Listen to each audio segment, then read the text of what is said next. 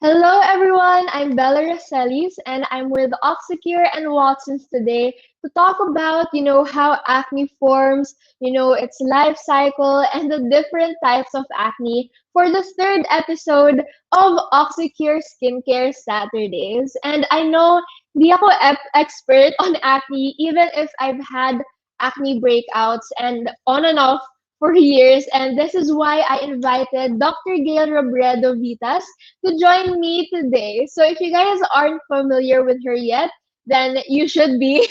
She's a board certified dermatologist at Derm HQ and Boutique MD, as well as a fellow content creator then on Instagram and YouTube, where she gives you expert advice on your skin. So if you guys want to follow her on Instagram, go lang. It's at Irene Gale. Hello, Dr. Gale. Glad to have you back. Hi, Bella. Yes.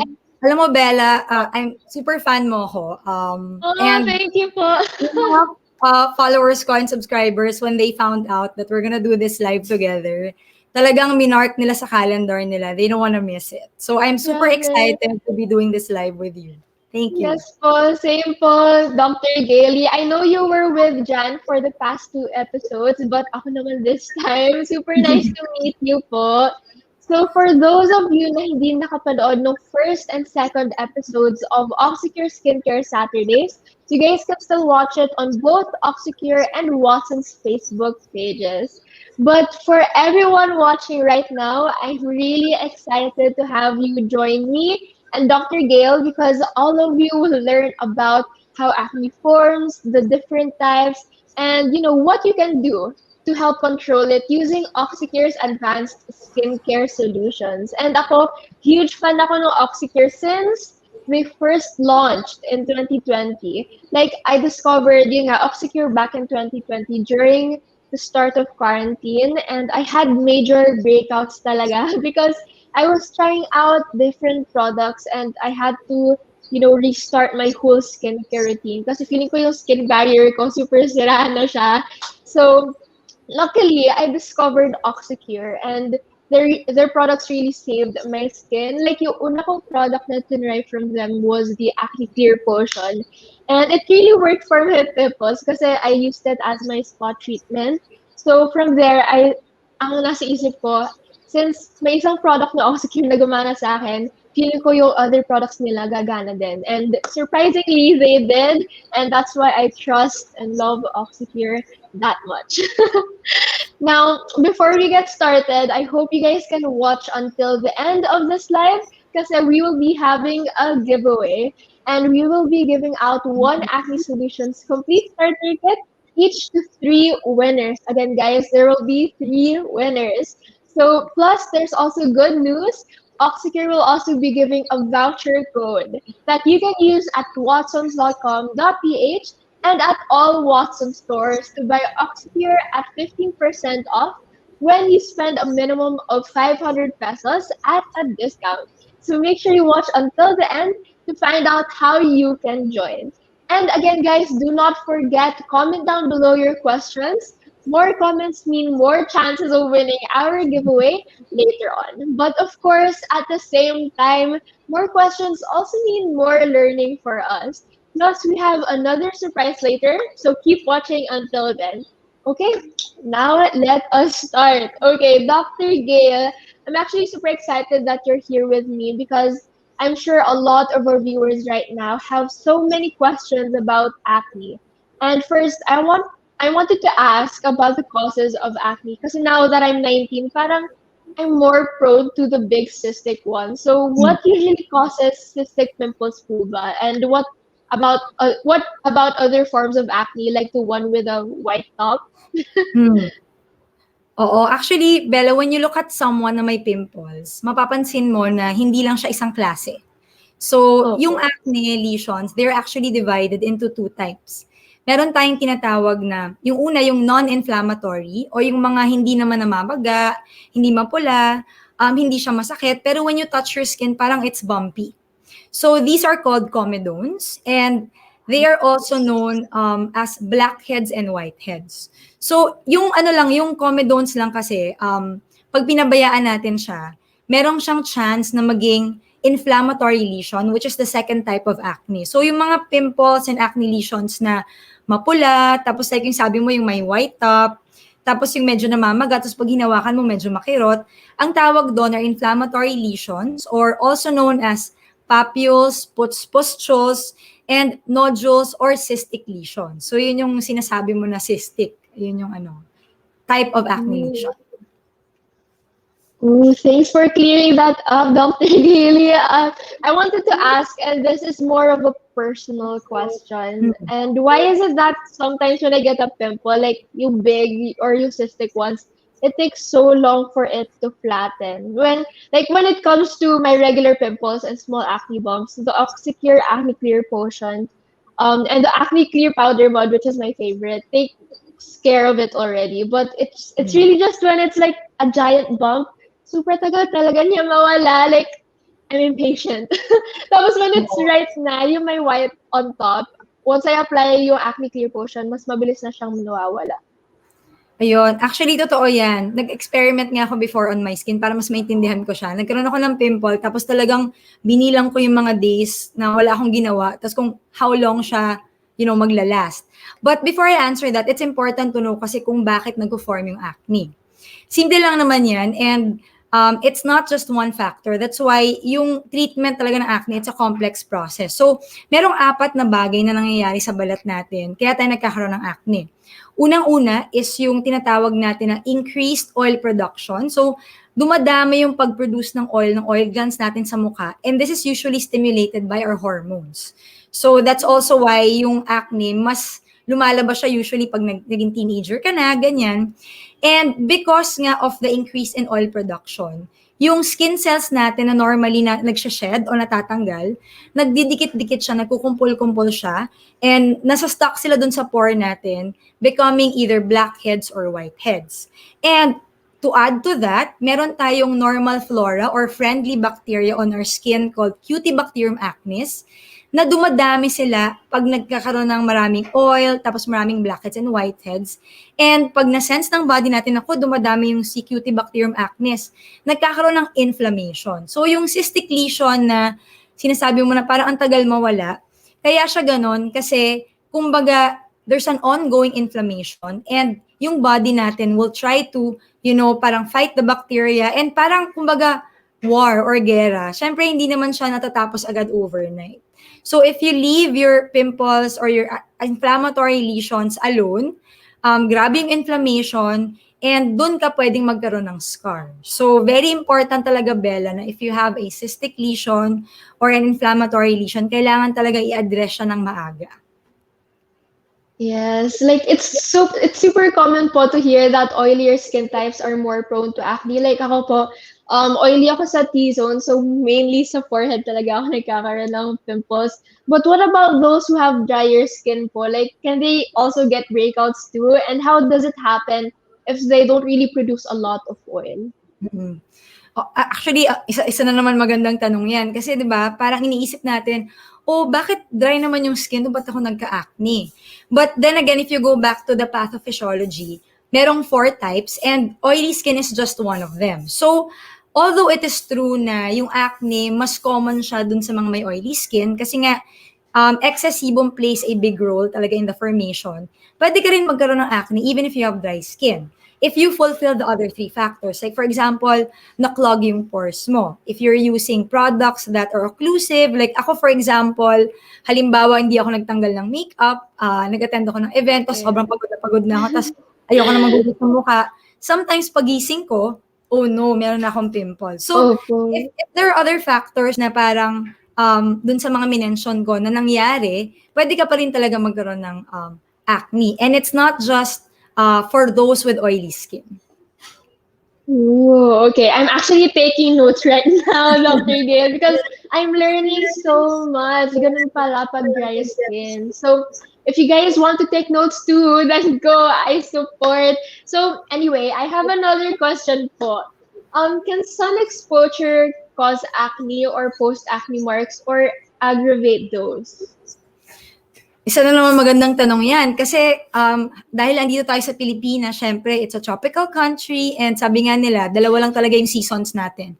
Wet and dry. Tapos, wala naman talaga tayong cold. So, maybe 3/4 of the year talagang malakas yung sun. And heat and humidity can trigger excessive oil production. So, again, dahil nga doon, pwede tayo magkaroon ng acne. And yung meron kaming tinatawag in dermatology na it's an acneiform eruption called acne estivalis or Majorca acne, which is triggered by UV radiation. So, sinasabi nila na pag nagbilad ka sa araw, for example, nagpunta ka sa beach, pwede kang magkaroon ng mga acne lesions, pero they are more commonly found on other parts of the body like the chest, the extremities. And, nambuti na mention mo, pag mahilig ka din magbilad sa araw, apart from increasing oil production, pwede tayong mag-develop ng tinatawag na post-inflammatory hyperpigmentation o yung pangingitim ng mga acne lesions natin. So, hindi naman sa bawal ka na talaga magpa-araw, but there are things you can do like employ sun protection, applying sunscreen, seeking shade, and wearing protective clothing. Yes, like actually super na-hype po talagang sunscreens lately, and that encouraged me to put on sunscreen and to reapply sunscreen. And yeah, even though we're indoors, we should always wear sunscreen. And my favorite is actually right here. Of course, it's from Oxecure. This is the Oxecure Acne Sunscreen SPF 50 plus PA plus plus plus plus because it doesn't really leave a white cast po and it doesn't cause acne. And I've always been afraid to try out new sunscreens because I easily break out. So it's other sunscreens, but with this one, hindi talaga. Like I like it because it really protects my skin with the highest level of broad spectrum protection. And yun daw yung pinaka-best na hinahanap sa sunscreen, which is broad spectrum.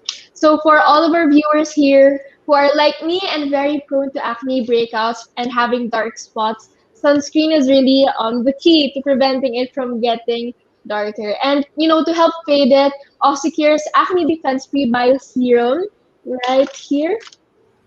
There. I also use this mga dark marks ko kasi it visibly fades all my dark marks in as fast as 1 week. So again, thank you so much for answering all of my questions thoroughly, Dr. Gaile.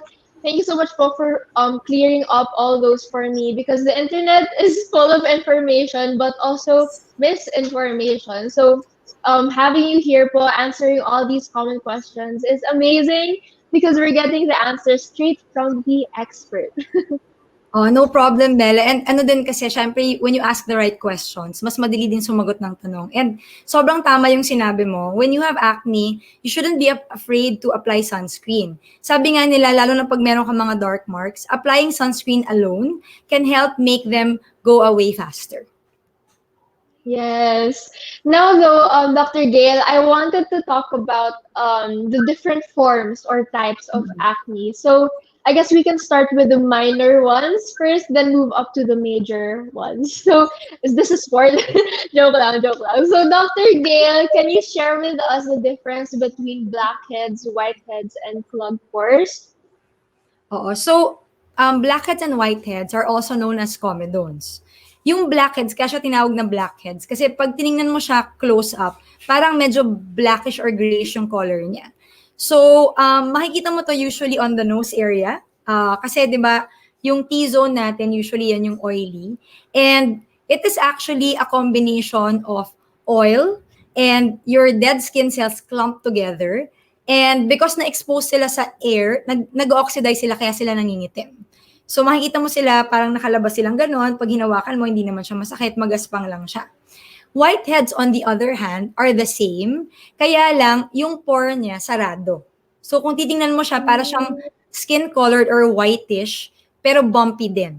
And that's why they're called whiteheads. So clogged pores naman happen as a result of yung oil, dirt, debris, and skin cells na hindi natatanggal or na-exfoliate ng mabuti. And when this happens, clogged pores can lead to comedone formation, which can later on lead to breakout. So, yun siya. Kaya ko nga lagi kong sinasabi sa mga patients, lalo na yung acne prone, huwag niyong baliwalain yung mga comedones nyo because in dermatology, we call them pre-acne lesions because your comedones can later on develop into acne. And ito yung surprising and parang nagulat ako na not a lot of people know this. Sometimes, even comedones alone, basta malaki sila and malalim sila, can actually lead to scars. So, hindi lang yung mga cystic lesions yung pwede maging scars, even comedones can become scars as well. So, wag natin siyang baliwalain, kailangan din. Let's pay attention to that and mas mabuti i-treat din natin siya.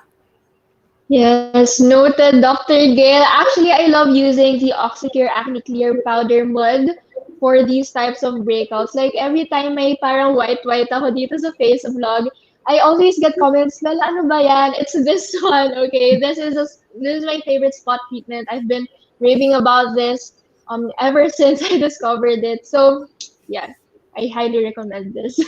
But what about the angry talaga, red pimples? The ones, yes, the ones that are called papules. Is that what it's pronounced? Or nodules? What are the difference between the three of those?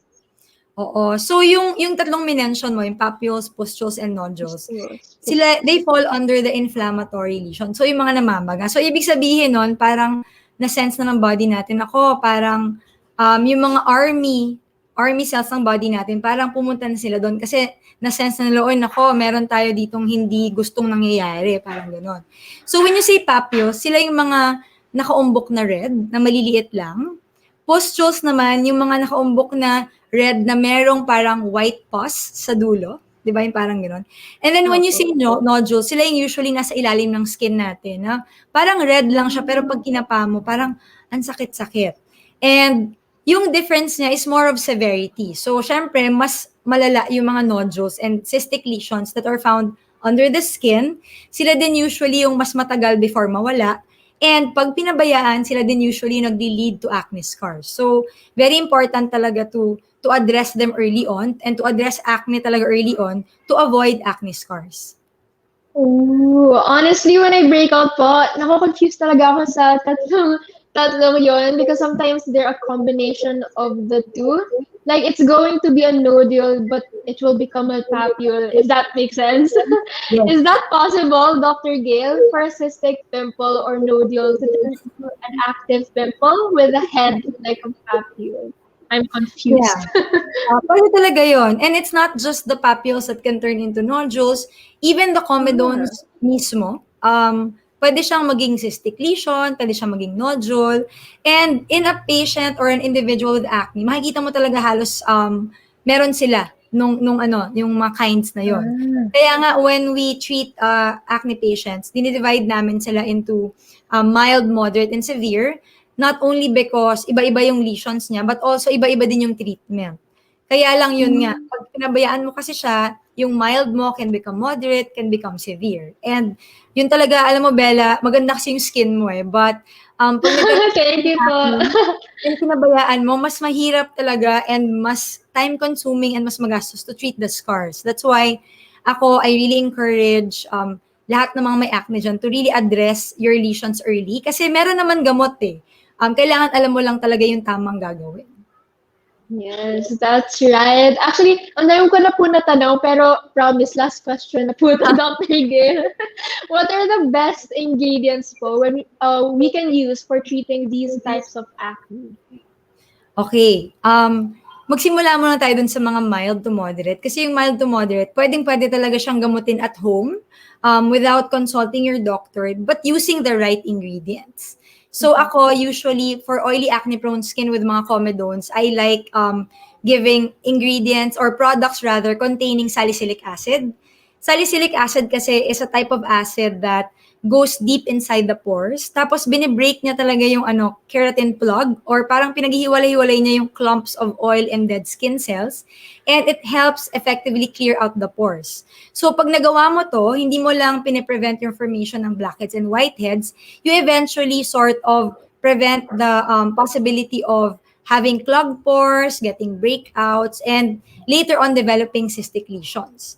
Other ingredients na binibigay namin as dermatologists would be your benzoyl peroxide, and sometimes meron over-the-counter din ng mga weak retinoids like your adapalene. But yun, ako talaga, I'm a big fan of salicylic acid. And more recently, I've also started, kasi na-mention mo kanina yung mga prebiotics and probiotics. So, more recently, I've also started to give and prescribe yung mga products with pre, pro, and postbiotics because yung Cutibacterium acnes, di ba? It's a normal flora. Nakatira talaga siya sa body natin. But pag nagkakaroon ng imbalance, mas dumadami sila. So, yung using products with pre, post, and probiotics help balance the skin and that can help control yung mild to moderate acne lesions din. Ooh, okay. Thank you so much for answering all of my questions, Dr. Gail. So, Ay, Bella, i-recap sorry, lang natin. Yeah, nakalimutan ko sabihin. Sorry, before I forget. Sige po, go lang po. Oo, yun. That is for mild to moderate. Hindi ako nag-mention ng treatments for moderate to severe kasi yung mga lesions na ganon will require prescription medication and it will be better talaga if you consult a dermatologist for those kinds of lesions. But yung mga mild to moderate, go lang. You can try yung mga na-mention ko na over-the-counter products. Sorry to interrupt. Yes. Yeah, baka lang kasi Okay makalimutan lang ko. po. We love more information. But, ayun, again, thank you so much po, Dr. Gail, for answering all of my questions kahit medyo madami. So, i-recap lang natin lahat ng mga natutunan natin for today. So, first, acne forms when dirt and oil mix in your pores, causing it to be clogged and inflamed. Cystic acne or nodules are harder to flatten because they're underneath the surface of the skin and the infection is quite deeper. And the best way to take care of a pimple like this is by using skincare products with salicylic acid, sulfur, and the like to exfoliate the skin and treat the inflammation. What else? So if you usually get active pimples like blackheads and whiteheads also, Oxecure Acne Clear Potion and Acne Clear Powder Mud are the best options for you. Which are these? Ayan. And for mga ano naman, for mga small acne bumps, blackheads, and whiteheads, you guys can also use the powder mud since it has 2% salicylic acid and niacinamide to help fight acne and visibly fade dark spots. And I also have this on my nightstand or sa usual skincare routine ko because when I want to take care of my small pimple, I can easily reach for it. And I also use it as a purifying mask because two-in-one siya. But as a face mask, I only use it up to 2 times a week. Like my sister, my mom, kami lahat gumagamit ng Oxecure Acne Clear Powder Mud. I really love it. I mean, we really love it. And then Oxecure's most potent spot corrector, which is also one of my holy grail products, is the acne cure potion, and it's the best for active pimples. I swear. Again, it was the first product that I tried when I discovered Oxycure, and it's also clinically tested to reduce the size, the color, and the depth of active pimples in as fast as 6 hours, you guys. So for everyone watching right now, if you guys want to try Oxycure Advanced Skincare Solutions, they are available at Watson's. And make sure you stay tuned until the end because we're going to have a giveaway once again. And we'll pick 3 lucky winners to each receive one Oxycure Acne Solutions complete starter kit. And in case you guys did not know, the Acne Solutions Complete Starter Kit contains the facial liquid cleanser, sulfur soap, and acne clear potion. So you'll have a complete acne control kit already. Okay, thanks again for that, Dr. Gail. Now we can move on to your guys' questions. Like we saw a lot earlier, but keep them going, you guys.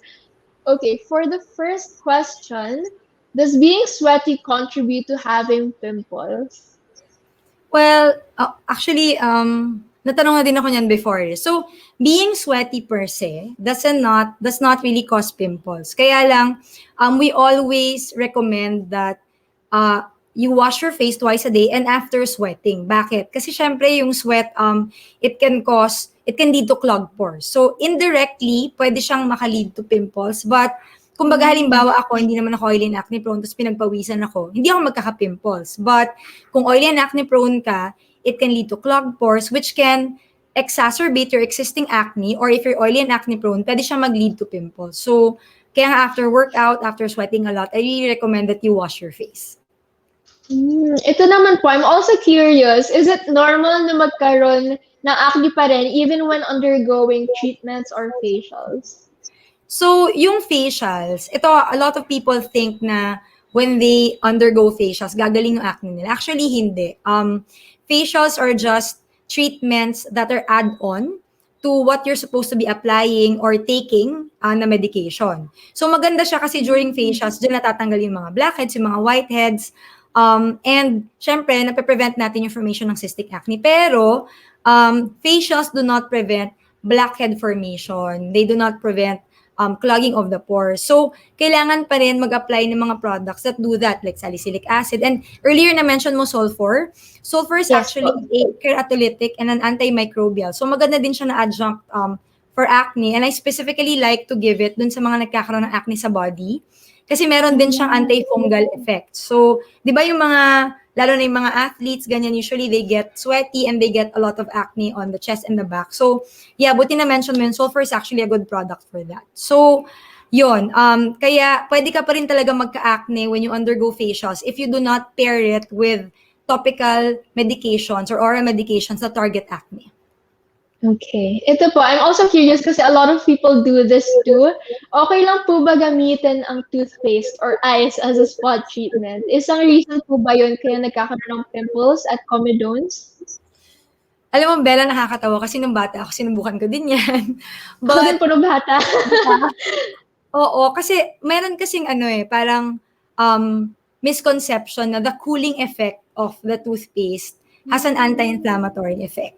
Pero actually, dapat wag tong gagawin kasi yung other ingredients in the toothpaste can worsen inflammation and can even contribute to parang baka ma-irritate pa siya, and pag na-irritate siya, it can turn dark or it can be more inflamed. So, I don't recommend definitely using toothpaste. Yung ice naman, it can probably relieve the inflammation a little bit. But the thing is, when you apply ice on your skin, pwede rin siyang mas ma-irritate or mas mag-dry. So, merong mas ibang effective na products na pwede mong gamitin for your acne. And toothpaste and ice are not on the top list. Definitely not toothpaste. Okay. Noted po, Dr. Gaile. Ito naman po, how can we avoid post-inflammatory hyperpigmentation or post-acne marks and scars? Yung una, post-inflammatory hyperpigmentation, the pinaka-effective talaga na way to avoid it is number one, to avoid prolonged and extensive exposure to UV radiation. Kasi UV radiation stimulates melanin production. So, kaya siya nangingitim. Kung hindi mo naman maiwasan talagang kailangan mo lumabas, meron naman tayong sunscreens, like yung mga na-mention mo earlier. I normally recommend broad-spectrum sunscreen. And if you have existing pigmentation, mas mabuti na yung gamitin mo are those with higher SPF, like SPF 50 and above, and a PA of at least +3. And to avoid naman post-acne marks and scars, so pinaka-effective way of avoiding talaga acne marks and scars is to avoid having an inflammatory lesion altogether. So, pag comedones pa lang siya and papules and pustules pa lang, gamutin mo na agad because the more inflammation, the higher the chances of your lesions eventually becoming scars later on. Okay, so I think we have little time now for the Q&A. So this is the last question. Are acne maps accurate? Actually, alam mo, ngayon ko lang narinig yan yung acne maps. Ako But, din po eh. diba, if you're referring to, kasi meron akong narinig dati na parang sinasabi nila, there are certain areas of the face that are more prone to acne. So, totoo naman yan, kasi dahil nga yung acne, it happens in your oil glands. So, yung areas of the face like the T-zone, common talaga magkaroon ng comedones in that area. For older individuals like yung mga females age 30 and above, normally you will find yung acne dito sa area ng jawline Kasi at this age, normally it's more hormonal. And sabi nila, because the blood supply daw in this area is more, dyan daw nagkakaroon. But of course, these have not been proven by studies and further studies have to be done. But yun yung mga areas na talagang mas prone. So, I'm very curious about that. After this, I'm going to look that up, the acne maps, and maybe in the next session, we can answer that, Bella. Magre-research tayo. Yes. Sige po. Alright, so yun lang yung time na we have. But I think sobrang naging informative nito, especially with the help of Dr. Gaile. Grabe. Again, guys, I just want to plug her social media. You guys can find Dr. Gaile Robredo-Vitas on YouTube and on Instagram. She's at Irene Gaile. Go and follow her, guys. Her tips are really, really helpful. And whatever skin issue meron man kayo, you guys can find helpful tips and advice sa channel and social media pages niya. Again, thank you so much, Dr. Gaile. I hope you had fun as well. Yes, I did. Napaka-light ng conversation natin and very good questions you asked, Bella. Thank you again for having me. Thank you, Oxecure and Watsons. Have a good day, everyone. All right. Again, thank you so much to Dr. Gaile. And don't forget, guys, if you want to try Oxecure's advanced skincare solutions, they're available at Watsons stores nationwide. You guys can also shop online via watsons.com.ph or with the Watsons mobile app. And you guys can also use Watsons call and delivery service at select stores at watsons.com.ph. And as promised, you guys, ito na yung voucher code. You guys can use this Ox Anti-Acne 15 at watsons.com.ph or on the Watsons mobile app to get 15% off when you spend a minimum of 500 peso worth of Oxecure products. It's valid until July 30, but if you want to go and buy it at the Watsons branch, you guys can still use the same code. Just screenshot the barcode and present it at any Watsons branch to get 15% off on your next purchase. It is also valid until July 30. Also, I'm sure gusto nyo malaman sino nanalo ng surprise giveaway today. But first of all, thank you to everyone na nag-comment ng questions. I hope Dr. Gaile was able to help with your concerns. Okay, our three winners for the giveaway are Rowena Ricamara, Chanel Ivan, and Gianni Villaverde. Ayan, congratulations to you three. You each won one Acne Solutions Complete Starter Kit. So guys, please message Oxecure's official Facebook page with your name, contact number, and complete address. And guys, that is all our time for today's episode. Don't forget to follow them at oxecure.ph on Facebook, Instagram, and TikTok, or at oxecure_ph on Twitter. Thank you so much again for joining us, guys. Make sure you catch Oxecure's next episode on July 31 at 12 noon again. This time, it will focus on puberty, hormonal acne. So bye, everyone. Thank you so much for watching.